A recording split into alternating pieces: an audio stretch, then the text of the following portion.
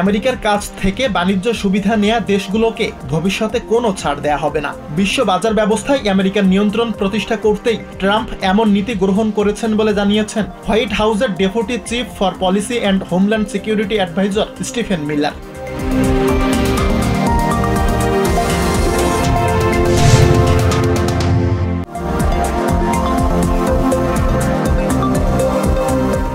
President Donald Trump ও তার প্রশাসনের নীতির কারণে আমেরিকায় স্বাভাবিক সময় চলছে না বলে মন্তব্য করেছেন নিউ জার্সির ডেমোক্রেটিক সেনেটর কোরি বুকার। তার অভিযোগ, দায়িত্ব নেয়ার মাত্র ৭১ দিনেই ট্রাম্প দেশের নিরাপত্তা, আর্থিক স্থিতিশীলতা ও গণতন্ত্রের অনেক ক্ষতি করেছেন।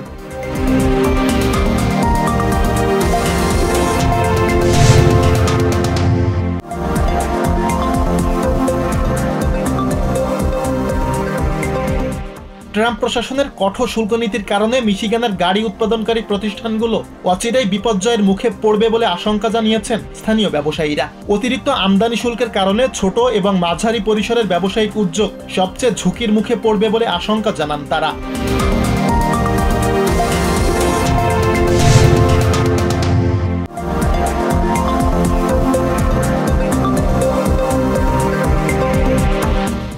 বহুল আলোচিত শুল্কনীতি পরিকল্পনার বিস্তারিত জাতির সামনে হাজির করতে যাচ্ছেন প্রেসিডেন্ট ডোনাল্ড ট্রাম্প। বুধবার হোয়াইট হাউসের রোজ গার্ডেনে এক সংবাদ সম্মেলনের মাধ্যমে শুল্কনীতি নিয়ে তার পরিকল্পনার কথা তুলে ধরবেন প্রেসিডেন্ট। এদিন একগুচ্ছ শুল্ক পরিকল্পনা ঘোষণা করবেন বলেও ইঙ্গিত দিয়েছেন ট্রাম্প।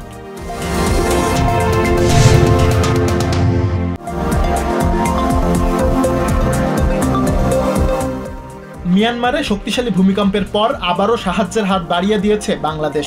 রবিবার প্রথম দফায় মিয়ানমারে ত্রাণ সহায়তা পাঠানোর পর মঙ্গলবার আরও ১৫ টন ত্রাণ সামগ্রী পাঠিয়েছে দেশটি। এদিন বাংলাদেশ থেকে ৩৪ জন উদ্ধারকারী ও ২১ সদস্যের চিকিৎসক দল গেছে মিয়ানমারে।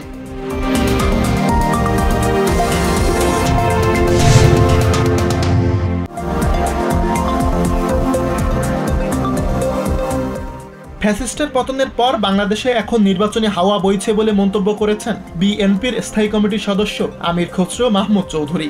মঙ্গলবার নেতাকর্মীদের সঙ্গে ঈদের কুশল বিনিময় শেষে তিনি বলেন, একটি শক্তি ক্ষমতায় থাকার জন্য নতুন নতুন পন্থা বের করে ষড়যন্ত্র করছে।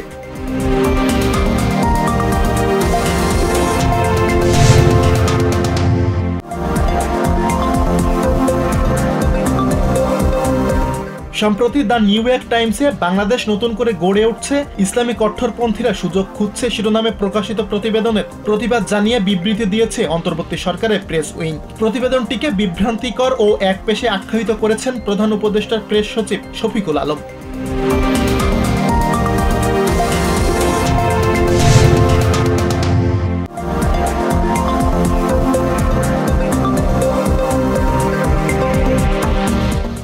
আওয়ামী লীগ রাজনৈতিক দল নয় বরং মাফিয়া ছিল বলে মন্তব্য করেছেন তথ্য ও সম্প্রচার উপদেষ্টা মাহফুজ আলম। মঙ্গলবার রাজধানীর তেজগাঁয়ে আওয়ামী লীগের সময় গুম খুনের শিকার পরিবারের সদস্যদের সঙ্গে ঈদ শুভেচ্ছা বিনিময়কালে তিনি অভিযোগ করেন, শেখ হাসিনা এখনও ভারতে বসে চক্রান্ত করছে।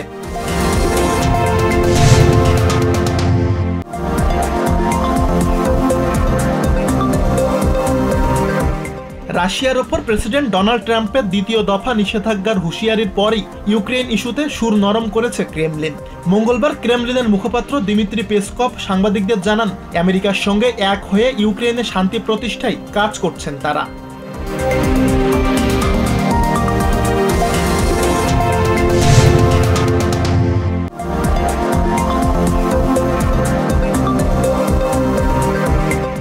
দুই ম্যাচের টেস্ট সিরিজ খেলতে ২০২৬ সালে অস্ট্রেলিয়া সফরে যাবে বাংলাদেশ ক্রিকেট দল। দ্বিপাক্ষিক সিরিজ খেলতে বাংলাদেশ সবশেষ অস্ট্রেলিয়া সফরে গিয়েছিল ২০০৮ সালে। ঠিক ১৮ বছর পর আবারও অস্ট্রেলিয়া সফরে যাচ্ছে টাইগাররা।